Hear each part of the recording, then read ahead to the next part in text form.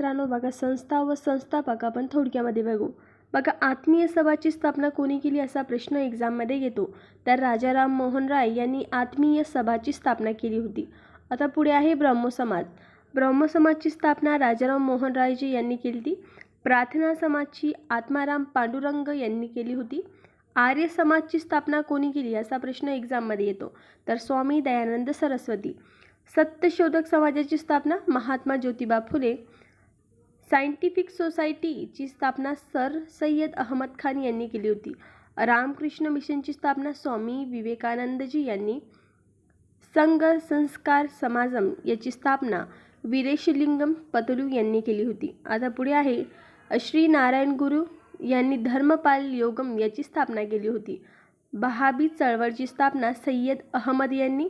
आणि सर्वात शेवटचं म्हणजे बॉम्बे असोसिएशनची स्थापना दादाभाऊ नौरोजी आणि जगन्नाथ शंकर शेटजी यांनी केली होती. अशाच नवनवीन व्हिडिओसाठी लाईक शेअर करायला विसरू नका. धन्यवाद.